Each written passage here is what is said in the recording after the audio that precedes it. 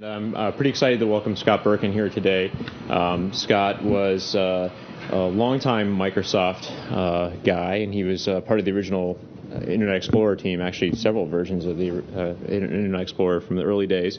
And he set out on his own about 3 or 4 years ago to start his own consulting business and actually write books. And he wrote a great book called The Art of Project Management, which is where he first came up on my radar, which is, I think, the first project management book I'd ever read that actually talked about what life was really like versus the kind of pipe dreams of fictional Gantt chart, PERT chart land.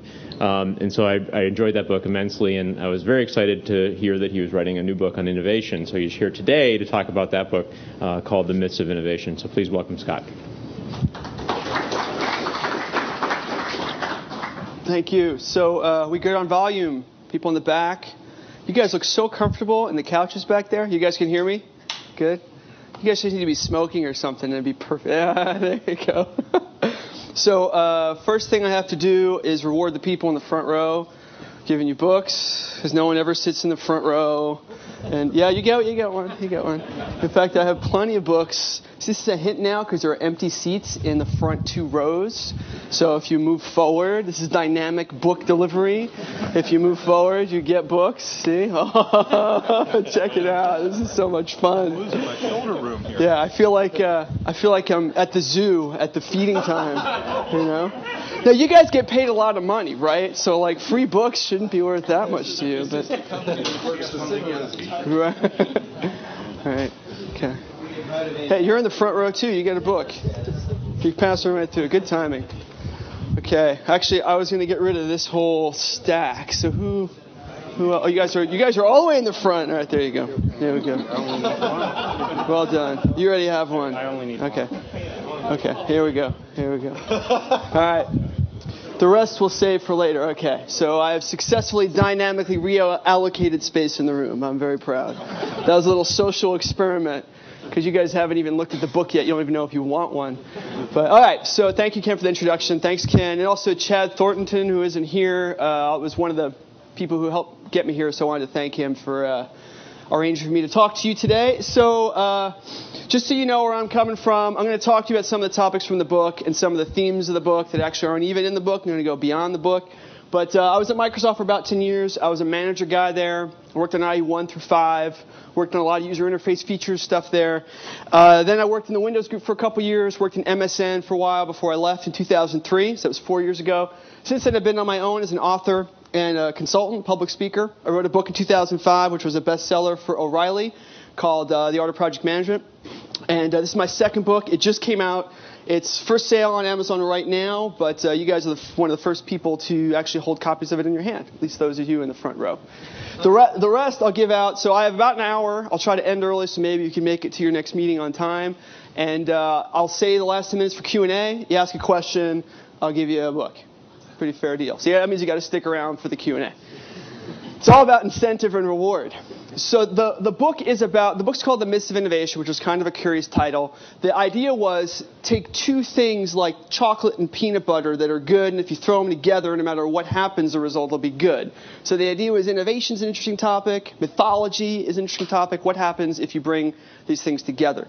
So the book, there's 10 chapters to the book. Each chapter in the book takes a myth that I believe is popular, even in the tech sector, even in companies that hire really smart people like Google, myths about how creative work is done, how new ideas become things, and how things move on to change the world. So each chapter talks about a myth, explains what the myth is, why it's so popular, what the canonical stories are that aren't true but that we believe, how they became popular, and then the focus of the book is how you convert that, looking at what the truth is, how you apply the truth to situations today that you're dealing with that involve innovation. So those are the 3 goals of the book. And I'm actually going to start by talking about the word innovation, because I'm actually not a fan of this word. The word is used all the time, and it's usually a placeholder for actually thinking, for actually doing something significant. If you look at the word, the many definitions of the word, the definition that holds it the best is this one, that to innovate is to begin or introduce something for the first time. It's a very simple definition. The criteria is pretty obvious. But most usages of the word go well beyond this definition. The most interesting thing to take away about this definition is the last comment. Am I doing that? Is my movement causing that to happen? Okay, just making sure. It's not earthquake warning. It's not nothing like that. All right, good. All right. The most important thing to take away from this definition of the word is that innovation is relative. And by that I mean this. If I were to tell you something right now, give you a new algorithm for how to do something, give you a new idea that to you was new and interesting and useful, then you would see me as an innovator. But then when you went to some other meeting or some other company or went out with your friends and you told them that same algorithm or that idea, they would see you as the innovator. And on it would go. It's a relative process. So anytime you're doing something you think is innovative, it's only because of the context in which you were doing it. At any given time, there are things that you take for granted as obvious, things that you think are very simple, very easy to do, that someone else will think of as innovative. Imagine what goes on right now in the Western world. At least 1/3 of the world, the whole planet, doesn't have regular electricity, 24 hours a day. So the idea that you could do that 24 hours a day would be an innovation in many parts of the world. So innovation is always relative. And we're trained as engineers and managers and technologists and designers that we like to believe there's a universal scale of innovation. That one innovation is going to be better than the next one. And it's this incremental thing you can judge that's purely about this abstract measurement. And that's really not true. The best lesson from all the history of innovation that I've read, innovation is always a social function. It's always relative to the context of the people who you are trying to apply an innovation to. Other common uses of the word that you hear all the time, sometimes the word innovation is used to describe whoever is first at doing something. Not that they've necessarily done something well, not that they've even succeeded, but they've done it first. So the first person to do it. Other uses of the word involve better, that it's not about who was first, it's about who won.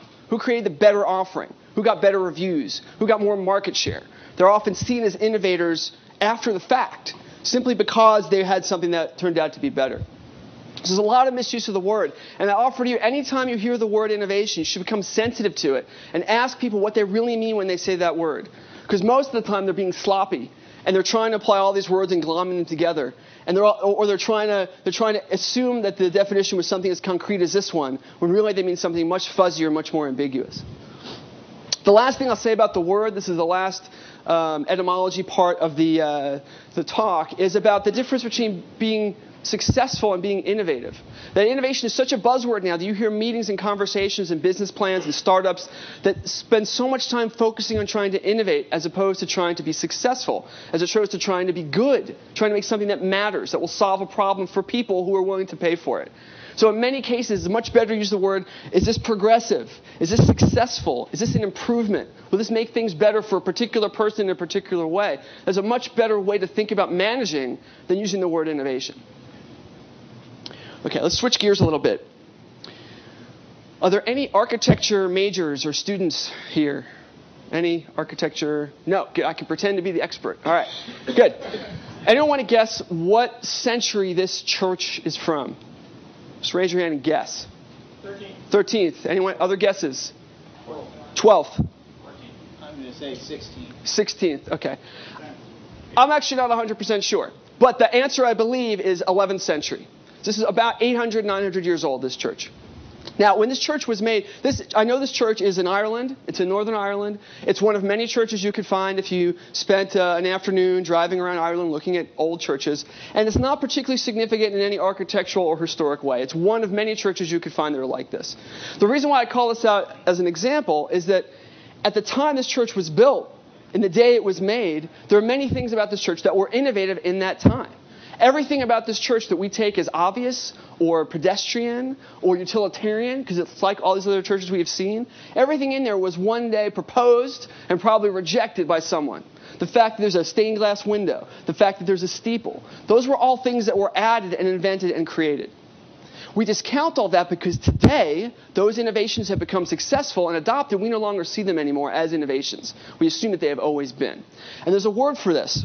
There's a word for this kind of thinking, discounting innovations of the past, and it's chronocentrism. And it's not my word. It's a word that Tom Standage coined in a book called The Victorian Internet. Anyone here read that book? A couple people. Okay. So he talks about how the Victorian age of the telegraph actually paved the way for many of the things that we credit the Internet for. That's a little caption of that book. But anyway, chronocentrism is about this idea that the belief that what is going on right now, that the things you are making right now are the most important things ever in history. And the funny thing is that we're not the only people ever to have felt that way. that in fact in every age there was a group of people that felt that way. The Incas, the Mayans, the Egyptians, the Romans, the Greeks, they all felt that what they were doing was the most important thing forever and all time. So this is history of believing that technological progress and innovation is isolated to the present, to the moment, to the present moment. Now I call this out for two reasons. One, because there's a pattern here. There's a pattern of thinking about innovation. And if you can buy the pattern, the guy who proposed the first steeple, I mean, could you imagine what that conversation must have been like? I mean, the church is generally not the most progressive group to work with. And if you have a new technological advancement, could you imagine what those discussions must have been like to have that first idea accepted? It was probably very difficult. So there's a pattern around thinking about how innovations get adopted. And that pattern applies very well throughout time, throughout technology, throughout time. And chronocentrism is a denial of that fact. Anyone know what this is a picture of? This is the second detour on our history lesson section of the talk. Yeah? That, if I remember rightly, it's a solar system model. Doug? Yeah. You keep thinking. We got someone else, yeah? It's an astrolabe. It's a what? Astrolabe. Astrolabel. From where? From Greece. Greece. Okay. Yeah. Do you know the... Antikythera? Yes, very good. Antikythera. So Antikythera is an island off of Greece. It's a Greek island. And this was discovered several decades ago. And what it's believed to be, we're not quite sure of its function, what it's believed to be is effectively a very early version of like the Babbage engine. It's a mechanical computational device. And this is at least 2,000 years old, somewhere in the ballpark of 2,000 years old. Now, there's a couple of reasons why this is not a popularly known example of technology. The first is that it's not entirely well understood what its purpose was. But the second, and more important, is chronocentrism. The fact that a technology existed this long ago that did some of the things that we're so proud of today flies in the face of our chronocentric beliefs about our technological prowess. There are many examples of this. There's an entire book called Lost Discoveries that catalogs entire realms of technology that fall into the same trap, where things that were developed and invented and understood and even used in some cases were eventually lost and then rediscovered and were claimed to have been done for the first time by a different civilization. This is the schematic that is believed to be what the device would have looked like when it was functioning. And our assumption is it was used for some kind of, you said astrolabe, but some kind of navigational, either astrological or used for navigational purposes for sailing. We're not entirely sure. The last point I'm going to talk about in this history part of my talk is about the fact that there are two pivotal innovations in this picture. Can anyone tell me what they are? There's actually many, but there's two that I'm thinking about. Yeah. The arch is one. Stress concrete. Stress concrete is good, but that's not the one I'm going for. Yeah. Sewage. Very good. So those two things were at one time innovations. And in fact, in the world today, there are places where sewage is not effective, and that's why people die from, I think it's 1/4 of the world still does not have healthy, clean, regular drinking water, right? So again, innovation is not diffused evenly. But I show this here because those two inventions were pivotal to the development of civilization. And civilization was pivotal to the development of electricity and computing and the internet and all of those things. But at some point, because of their success, those innovations were taken for granted. They are assumed to be self-evident, as if they had always existed. Just like the steeple in the church, or the stained glass in the church. Once an innovation becomes successful and becomes adopted, which is the dream of every innovator, eventually it becomes something that is no longer seen as an innovation. So that concludes the history portion of the talk. So now I'm going to go into mythology. This is a liberal arts tour through innovation. So this is a painting of a famous mythological event. Does anyone know what's going on here? You want to tell me? Just raise your hand. Prometheus. Prometheus. And what is he doing? He's giving fire to Well, it's close. He's not giving fire here. He's stealing fire. Yeah. So the Promethean myth is one of the most popular myths in the Western canon. We like technology, and Prometheus was the guy, at least in the Greek mythology, which we as Europeans have inherited, in the Greek mythology, who liked people. He liked mankind, and he liked technology. Fire is a metaphor in many ways. It's a metaphor for creative energy. It's a metaphor for power. It's a metaphor for the ability to create. It's all those things wrapped up in one. And, of course, it's also something that allows you to make tasty food, which is important. This is a painting of a scene that is very rarely shown in mythology. You won't find many examples of this scene. The much more common Promethean example is this one. the one at Rockefeller Center. So that's actually supposed to be Prometheus holding fire. I am Prometheus. I have the power. That's what usually the image of Prometheus that's shown. They don't talk about the fact that there was theft involved or that there's intellectual property rights that he violated. They skip past that and go right to the conclusion, which is, I have this thing that I am in control of. Now, it's telling that this is the center fixture. How many people have been to Rockefeller Center? So maybe half of you. It's actually a pretty crappy ice skating rink. So I don't recommend that you go there to ice skate. You should go there just because it's in the middle of Midtown and it's kind of neat to walk past it. Go, oh, there's Rockefeller Center.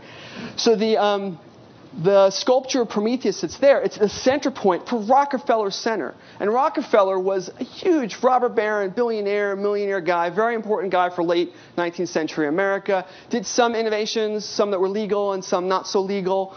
But anyway, that's the symbol that they put at the center of Rockefeller Center. Prometheus holding fire. And this represents many things, I think, to people who want to create, to people who want to innovate. That when you're sitting at your computer, when you're programming, when you're on your own, what you're trying to do, you're trying to create something for the world through you, and you feel like you are wielding some kind of force. And an image like this of Prometheus gives that a very externalized, visible symbol. You're holding the force. When you're about to release your software, it kind of feels like you have this thing and you're releasing it to the world. You are in control. You are like a god. There's a mythology around creation that is manifested by this image. And you'll notice that in this image, as you guys said, Prometheus is supposed to be giving fire to people, but it's not quite what he's doing here. He's wielding fire. This is like a weapon. This is like something he's in control of. So one of the myths in the book, the first chapter, is about the myth of epiphany, which is the myth that ideas and creative force comes from somewhere outside of us. That to have an epiphany means something happened in the universe, and by magic, an idea enters your mind, and that's where ideas come from. So there's a famous epiphany myth that involves apples. Anyone know the apple? Newton. Can someone tell me the Newton story? Briefly. Sitting under a tree. Sitting under a tree. Hit on the head. Hit on the head. Two objects must attract each other through gravitation. And that's how gravity was discovered. Okay, so how many people have heard that story? Okay, does anyone know where they heard it? What book they read it in? What teacher told it to them? Okay, a little scary, right? That's like the warning sign of propaganda. You don't know where it came from, but you know it, right? So the story actually comes from a couple of places, a couple of things. I'll give you the short version of the history of this myth. Newton had Newton's biographer. This is late in his life. He's 60 or 70 years old. He's a biographer writing his life story. And the biographer's trying to figure out, how do you get your ideas? Where do they come from? And Newton tells a story. I'm paraphrasing here, but he tells a story of how he likes to observe things in the natural world. He looks at the universe and the things, and he says, well, how does that work? Why is it that way? And he mentions an anecdote about looking out his window at a grove of trees, and that he might see an apple fall and wonder why that happened. So Newton, late in his life, is telling a biographer about observing an apple 30 years earlier. That's the story that is in the biographer's book. So from there we go to Voltaire. Voltaire, who was an innovator, he was a passionate guy, wrote all kinds of great stuff, got in trouble for it, was exiled from his country for writing great stuff. Voltaire decided Newton's ideas were really cool and he wanted to promote them, so he made the story one step closer. Newton is actually sitting there watching the apple fall right in front of him, and that's where gravity comes from. So Voltaire used the story of Newton and the apple falling as a way to promote Newton's ideas. And it's a better story. It's not outside of a window far away. He's now actually first person. He watches it fall. And then another 60 years go by, and another writer, Disraeli, I believe Disraeli, tells a story, and it's like a joke. It's like an aside of what if Newton were to be hit by an apple. It's a total aside that was told 100 years later by someone who had never met Newton and never met Voltaire. And that's the story that we know, which came from this iconic, second or third, it's like a telephone game, second or third retelling of a story that had nothing to do with the original intention or meaning of the story. It's now been abstracted out. So the Epiphany story, as manifested here with the apple tale, is that ideas come from somewhere else that we are not in control of. Let's say, for the moment, that Newton actually discovered gravity, which is a tall thing to say that anyone discovered gravity, given how many buildings we had built before Newton's birth. But let's just assume for a second that we say that's true. Who's the protagonist in this story? The apple. The apple's doing the hard work. The apple is motivating action. Newton is a slacker. Yeah, he's lying there. Well, that's it. He's lying there under the tree, right? What is he doing? Nothing. The apple hits him on the head, and that's where the idea for gravity comes from. Now, the truth is, everyone knew about gravity. They built lots of buildings, and the Romans had built their irrigation stuff. We could build churches. We knew about gravity. We could not define all the math. And that's really what Newton did. He characterized the mathematics of gravity and documented it in a way that could be reused for other purposes. And it took him about 15 years to do that. 10 to 20 years before that's how long it took him to finish and publish his treatise, the Principia Mathematica, I think is what it's called. So even if the apple had struck him on the head, there was still 10 years of work required to document and do what he had achieved. So that's the myth of epiphany. So the first chapter of the book is all about the different kinds of epiphany myths that exist, why they're popular, and what the truth is, given all the research that we know about how creative activity actually gets done, what the truth is about where creative ideas come from. So I'm going to switch gears for a second and talk about corporations. I actually have three parts. I got this middle part's about corporations. Then the third part's about giving you some advice, pulled from stuff in the book, and then we'll break with 10 minutes left for Q&A. And I'll give away the rest of the books. So I wanted to talk for a couple minutes about 3M. Anyone here know what 3M stands for? Minnesota Mining and Manufacturing. Can someone here tell me a product that they use made by 3M? Post-it notes. So what does Minnesota Mining and Manufacturing have to do with office supplies? Nothing. They manufacture it. Okay. But not in Minnesota and not with mining supplies. 1M, right. So the story of 3M is fascinating for this reason. In all the research I've done on corporations, the history of innovation, 3M comes up again and again as a stellar example. If you think of innovation at the grand scale, you're thinking of industry, you want to innovate in industries, multiple industries. 3M is a company that has done this again and again, where they have started out with a base in one industry, found an opportunity in another industry, and developed into becoming a key player in that other industry. So I'm going to tell you the short version of their story, their incubation story. They started out in the late 1800s, early 1900s, and they were entrepreneurs. And in that time, this is industrial age. This is pre-electricity dominance in America, industrial age. Entrepreneurship meant minerals. It meant mining. It meant you were providing tools that would accelerate or contribute to the Industrial Revolution, the late part of the Industrial Revolution. So they discovered there was a mine near them they could buy that had this mineral that was used for abrasive tools, for like buffing and scrubbing metal. And they invested all this money in this mine. They started mining, and they're like, yeah, we're going to have stock options. It's going to be great. It turned out that the stuff that they had mined was the wrong mineral. It was the equivalent of fool's gold. It looked like this abrasive mineral, but it wasn't. So all their money was gone. So they had to decide what to do next. And rather than give up, these guys were serial entrepreneurs in the late, early 1900s. They decided, we're going to do this again. We're going to pick a different mineral. And they went after a mineral that was used for sandpaper. So staying in abrasives, but they're going to a different particular mineral. And that was where 3M started their successful business. And it took them about 10 years. Not an overnight success. It took about 10 years. They had a stable, productive, growing, healthy business making abrasion materials to use for sandpaper products. A few years go by. It's 1915, 1918. I don't remember. Somewhere in there. One of the engineers who's making sandpaper, that's his job. He's a sandpaper engineer.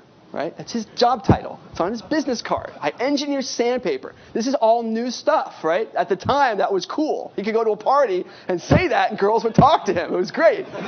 So he shows up at one of his clients with some new offerings they have for sandpaper, and he notices that they're working on a problem that they can't solve. The problem they're trying to solve, it's an automobile manufacturing company, and they want to make a surface that has two tones of paint.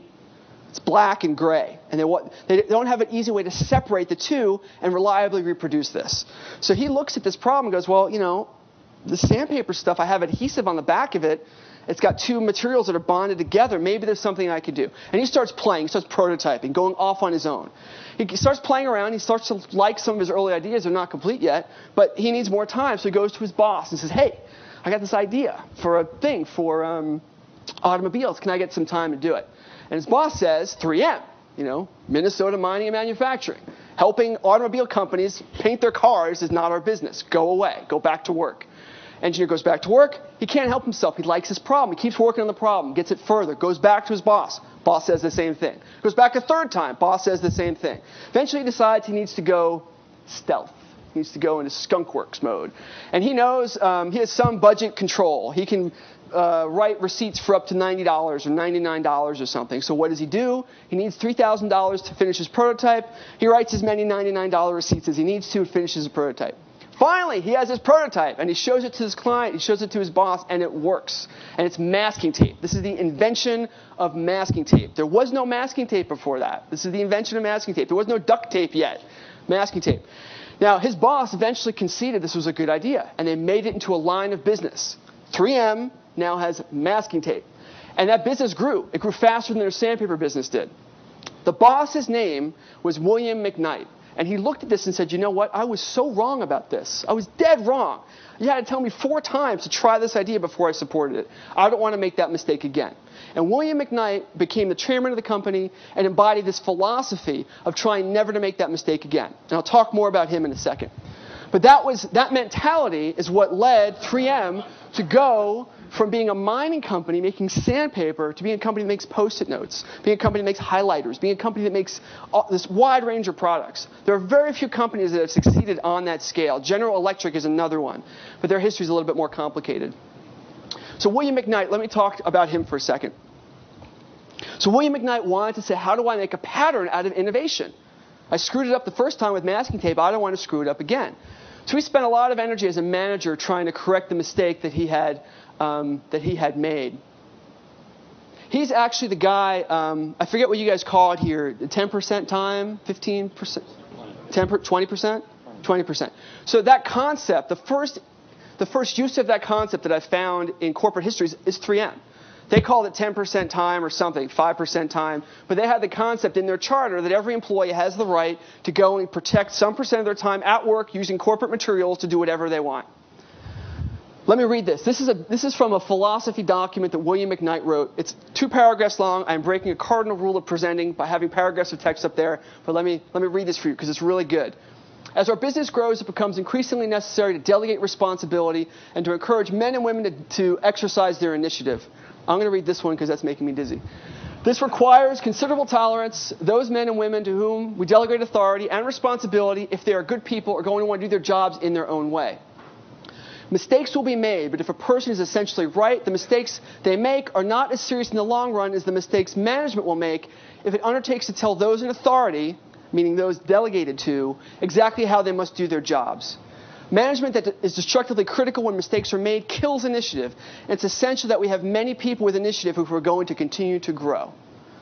So that was his attempt in 3 paragraphs to embody his philosophy of managing innovation in a large company. This was a document that he wrote. I really can't look at that. It'd be embarrassing if I passed out in the middle of the presentation. 1948. That was when he wrote this. But he lived this and believed this for many years before. So this is 60 years old. This idea is 60 years old. So I want to ask you guys a question. I want you to think of your manager or your previous manager, or if you want a manager at a company you worked for before Google, if your manager's in the room, you can use that as your way out. I want you to think of your last manager, the last person you worked for, and think about whether they embodied this set of principles. How many of you think that the last person you worked for embodied this set of ideas? Okay, 10, 15. I'd say maybe 20% of you say yes. That's 1 out of 5. Is there a question? Yeah. So it's not always the managers who are making the mistakes. Sometimes it's the introduced processes that lead to that result. Okay.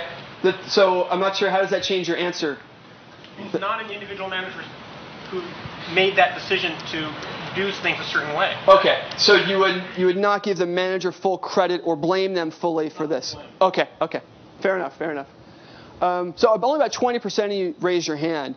So that means that the other 80% of you have worked in environments, I'm assuming it had some motivation or goal to be innovative that failed to live up to these principles.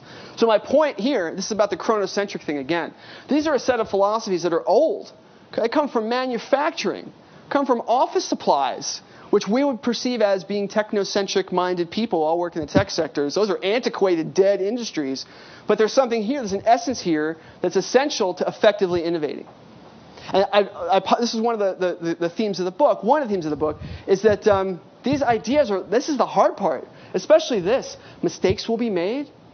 Could you imagine a vision document or a plan or a corporate charter that said that? That your budget would say $30 million, you can. It's one of Google's 10. That's great. That's fantastic. 10 things we found to be true. Good. Yeah, I've read that. Yeah, that's fantastic. Well, you guys, I'm sure you believe that you're an exception, that it's rare that companies would do that.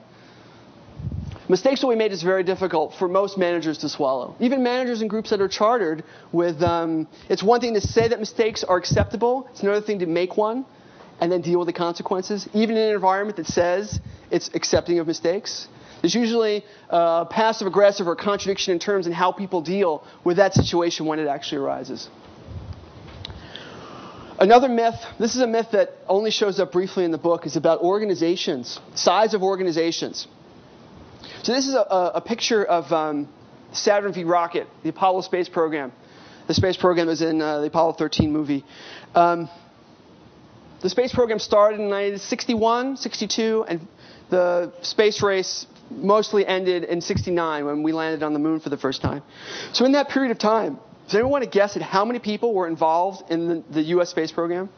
How many people? You get a book. If whoever's closest gets a book. 5,000? 500,000? 30,000? 30,000? 100,000. This gentleman's correct. It's 500,000. Now, I'm including, you have to figure that NASA was actually the coordinating organization. Good answer. Did you work for NASA? Okay. You can't get to keep the book anyway. I'm just curious. So one of the reasons people forget that there were so many people involved is NASA was sort of the coordinating organization. But all the individual engineering work, all the individual innovations were done largely by different companies. All the space age. It's so funny how they still use that in infomercials as sounding cool. Because space age is 50 years ago. That's when all the space age technology took place. Anyway, all the individual components, the engines, the air conditioning units, the ventilation systems, the coolant systems, the materials, the metals, all that, the computers, all those things were farmed out to different organizations, different companies. Lockheed Martin, all the different defense contractors picked up different pieces. So all in total, there were 500,000 people that contributed to the making of the machine that allowed someone to go to the moon. So innovation is not something that's necessarily bound to the size of an organization.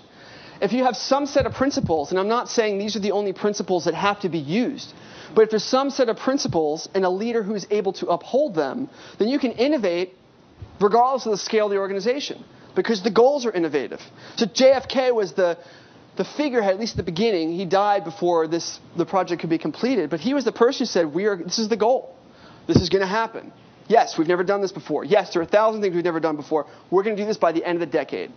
So he started off the whole project with a philosophy that embodied a lot of what McKnight would agree with. And you can find other examples too. I mean, the pyramids in Egypt, aqueducts in Rome. You can find many examples of innovations that could not have been done if they were not in a large-scale organization. Now, one of the arguments that comes up a lot is whether how software differs from this or not. Is software a different kind of engineering that cannot make great innovations at a large scale? And that's an interesting question that we can talk about later if you want. But I'm going to move on. One of the things that's not talked about in the space program very much is the need for failure, that mistakes will be made. We like to sequester mistakes in our stories about successful innovation. We like to put them in a box and say that's where the failure was. So Apollo 13 is a great film. That's what this picture's from. Great film and very accurate film. Most of what happened took place pretty much as it's depicted in the film. What's not depicted are all the failures that took place before Apollo 13, which there were many. In fact, you can make a chart of all the failures that took place. And there's a huge number of failures that took place before the first man even went into space. How many people here have seen the film Right Stuff? The Right Stuff? Yeah, so, okay. There's a sequence in there that's just spaceship exploding after spaceship for like 2 or 3 minutes long. And that was, again, we're sequestering the failure. Because you could have made a whole movie just about the failures.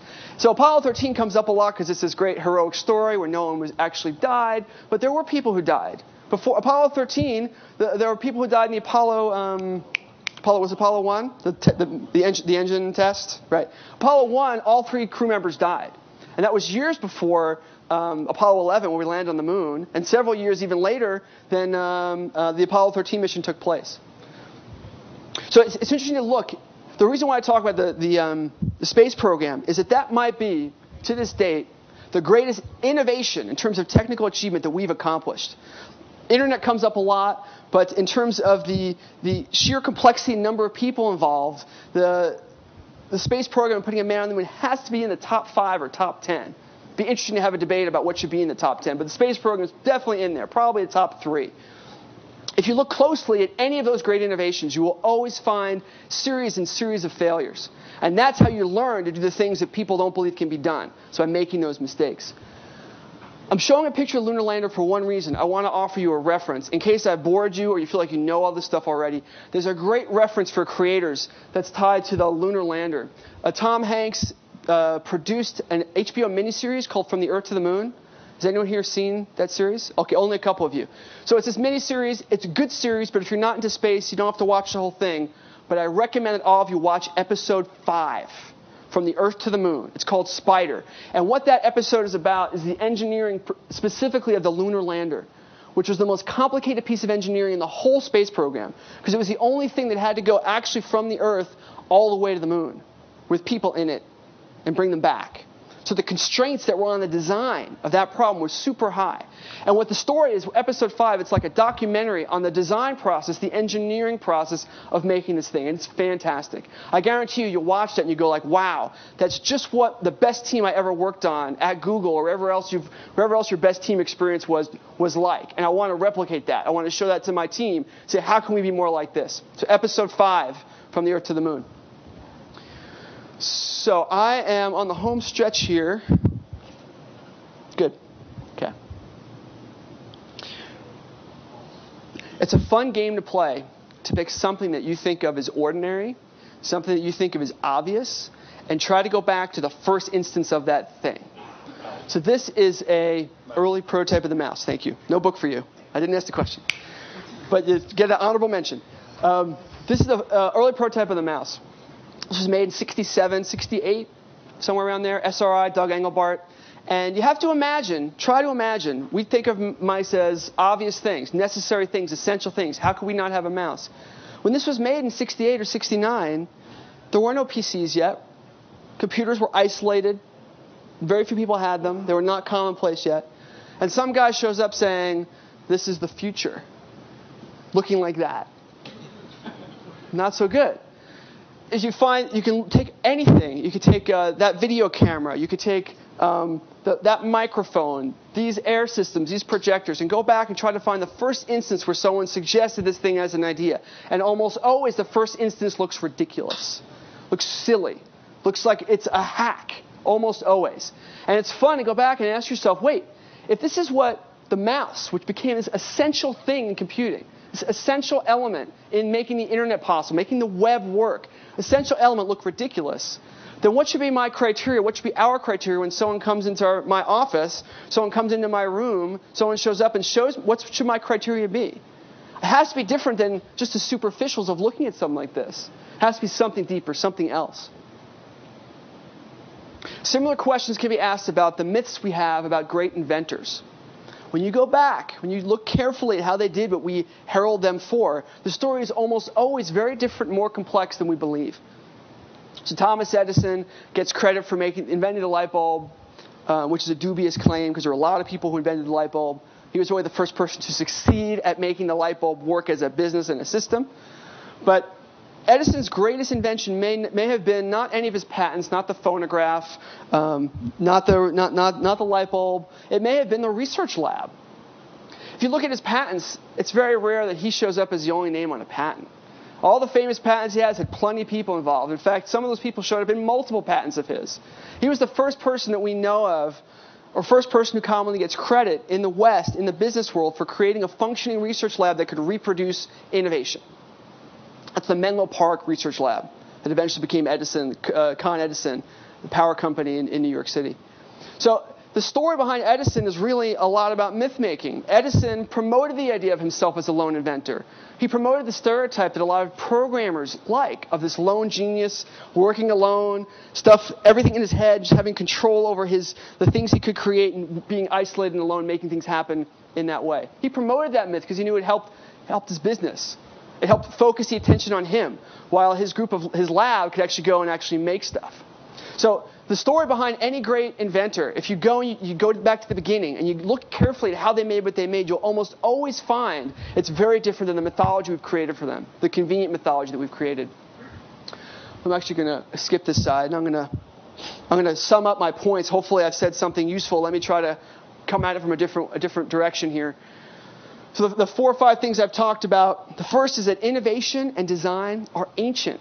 As long as we have been here as human creatures in this genetic form, we have been innovators. We've been tool makers. We've been doing this for a long time. And the patterns and the challenges are the same. And if we're smart, we can look at other industries and other technological challenges and look at how they solve those problems, how they dealt with those patterns, and apply that to today. The second is that there's a mythology tied to innovation. Once an innovation becomes accepted, the stories that we tell about it change.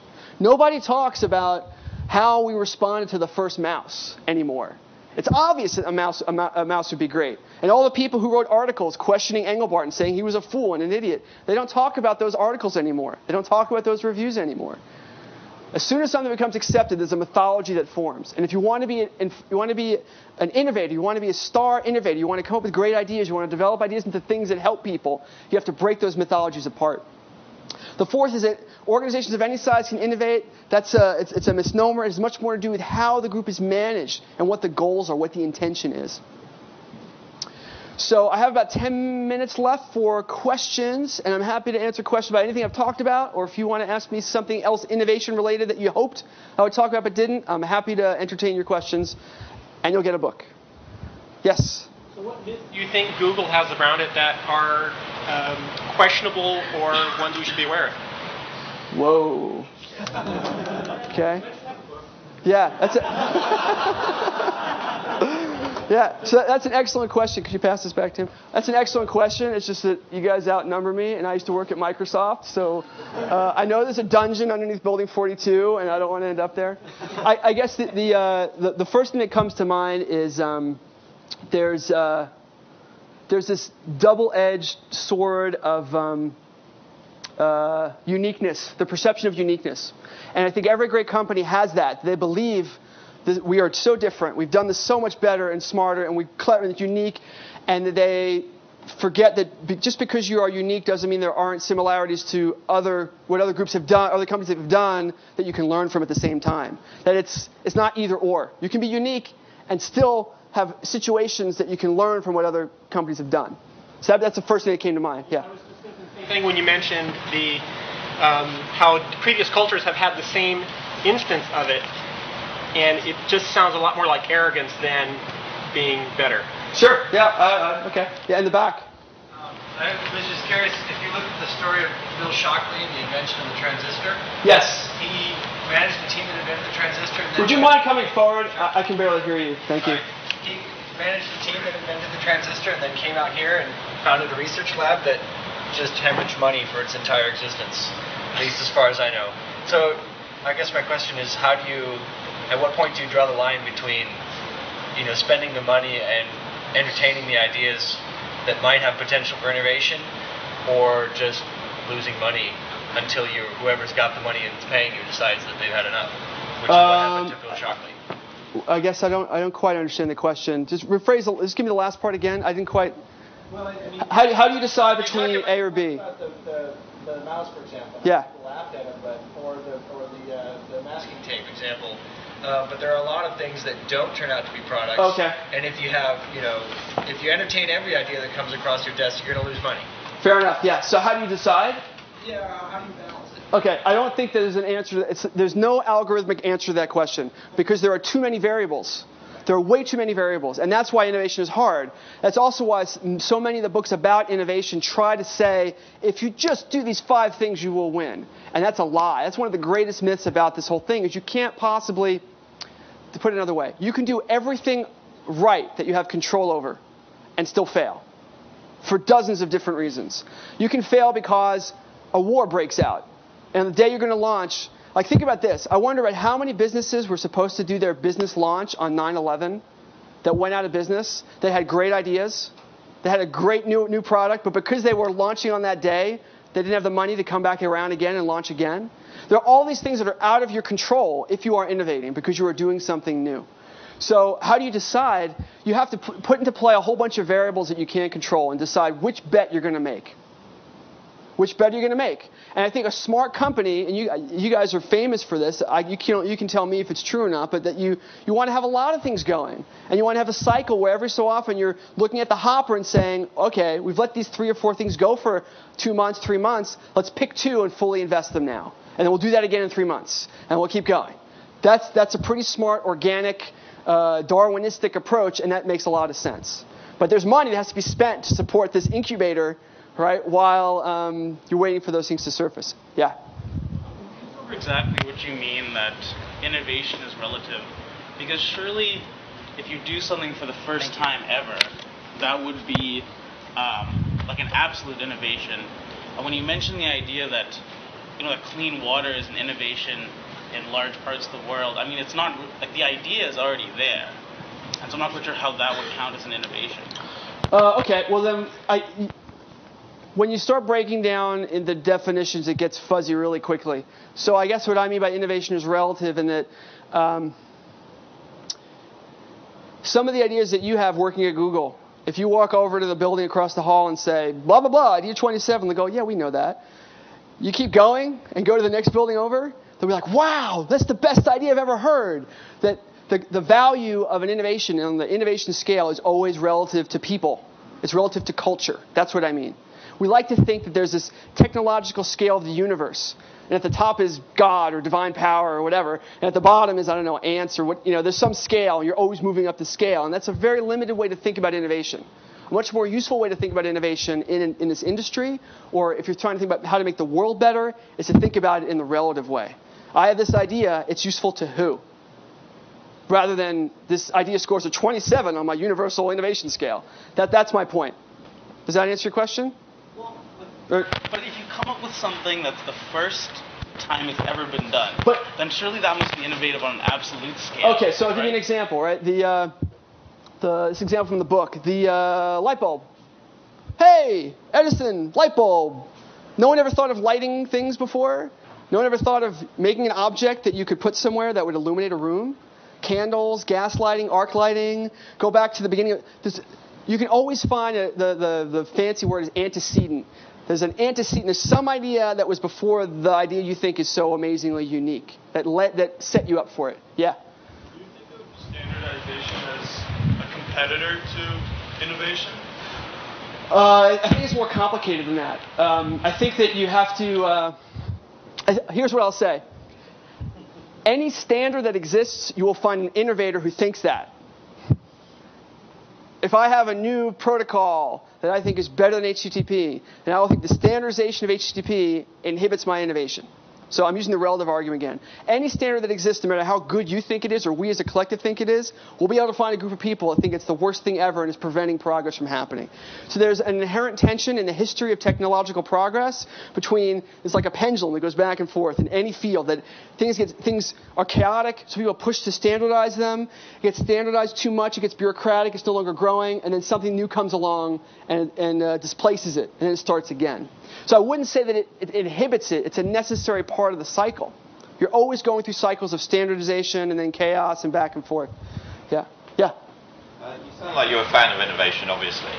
Have you done any sort of study as to, if you took sort of, I don't know, the 1,000 most successful businesses over the last 200 years, how many of them were underpinned by innovation and how many of them just did something and did it well? Yeah, I don't know that I'd say I'm the biggest fan of innovation. I find it's a fascinating topic. I think that if you were running a small business on your own, with your own money, you wouldn't be innovating nearly as much as you would be if you're in a big corporation that is paying your salary no matter what the outcome of your innovation is.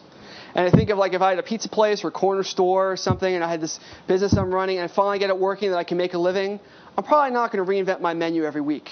I'm not going to reinvent it every month. I'm going to find a pace that I can manage that allows me to control change so I'm not getting left behind, but I am not racing to innovation. So if you look at the greatest corporations of all time, the ones that have lasted, they tend to be one that focus on, they find a way to balance the expense of innovation with long periods of pulling efficiency out of the previous innovation. So General Electric, IBM, who else? Intel is a good example. For a while, you could look at some of the car companies were actually good on that kind of thing, but not so much anymore. Yeah, in the back. We're talking about precedents and entrant innovations. Do you think there exists some kind of separation at which point the technological sophistication will become so intricate that you will not be able possibly to innovate something unless you have billions and billions of dollars of investment and... Yeah, I think that's definitely true. I think, I mean, you guys will laugh at this, but look at Microsoft Windows, right? You have a technology there that is 15 years old. And the complexities that people who work on Windows deal with, it's enormously large, and that inhibits innovation. And at some point, that has to decay enough that a new entrant could come in and be a superior offering to people. So I think that's definitely true. It's just a question of how long it takes, and how long it takes before a new entrant is able to actually provide something superior from the old entrant. But yeah, that happens all the time. I mean, even outside the tech sector that happens. It happens in the automobile industry. It happens in every industry. Yeah, someone's going to have to pass this all the way back. Do you want to come up for that? Yeah. So you cited several examples of who's an innovator in the space program where there's no individual. I mean, Kennedy was there, but obviously he didn't build the rocket. Edison decided as an innovator, but you showed he had a lab behind him. And then you had the masking tape guy who really did, but we don't know who he is. Oh yeah, I forget. I think Art Fry is the Post-it note guy, but I forget. I know his name. But it's not commonly known. No, it's not. So who's the real innovator? I mean, it's the individual, the group, the guy with the business. It's a great question. So there's a chapter in the book. There's a chapter in the book called the Myth of the Lone Innovator. That's all about this question, and that's one of the reasons why the patent system is so frustrating. Is because the patent system forces us to identify a name. It says who invented it. Is it Fred or not Fred? Is it Joe or not Joe?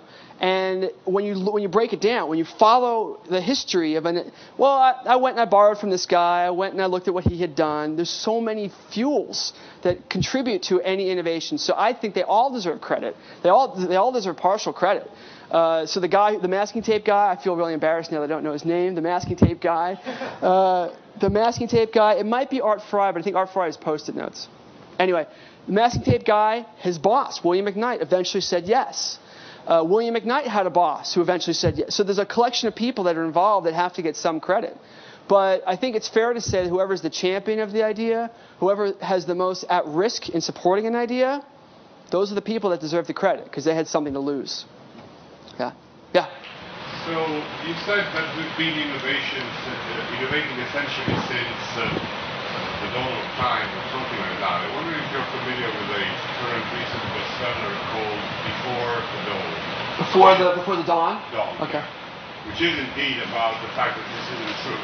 The same set of tools was used in the Paleolithic for 10 or 20,000 years before any innovation appeared. That's okay. I'm not saying it happened continuously. The rhythm of innovation has been going on exponentially for about 100,000 years, and it's very interesting to understand why. Okay. The number of innovations actually happening in 1 year now are probably more than happened. Yeah, okay. I get that. Well, so there's a bigger question as to whether those are the same scale of innovation. And this is an interesting thing to talk about. I felt bad about this too, but you compare like the invention of electricity to SSL security for web browsing. They're both innovations, sure. Which was more significant? Would you put those on the? If you're the universal innovator scaling system, you couldn't possibly put those two things in the same scale. And I guess I look at the patent system. I'm like a wannabe student or fan of the patent system. I look at patents as they go by, and you look at like the last 100,000 patents compared to the first 100,000. And there's this radical scale of significance as a human being for what they mean. So I agree with what you're saying, that there's an exponential curve to the number of things that we assign as inventions. But their significance, I don't know that we can say that the significance is climbing. It seems to me, sometimes I feel like, and this is anecdotal, I don't have data to support me on this, but sometimes I feel like the significance of them is declining. Or the scale of them is declining. But anyway, so the book Before the Dawn. Yeah. Before the Dawn. Okay. Yeah. Oh, you got one? Richard Drew. Richard Drew's the author. No. Oh. Asking Tape Guy. Oh, thank you. Very good. Okay. His name might even be in the book. I don't know. Oh, it is? Okay, thank you. Good. Feel better. Yeah. During the research for your book, you probably talked to a lot of people, and Google always comes up around innovation. And I was wondering, what do people say around Google innovation? Why is Google innovative, or out-innovates people? Or... I don't think they know.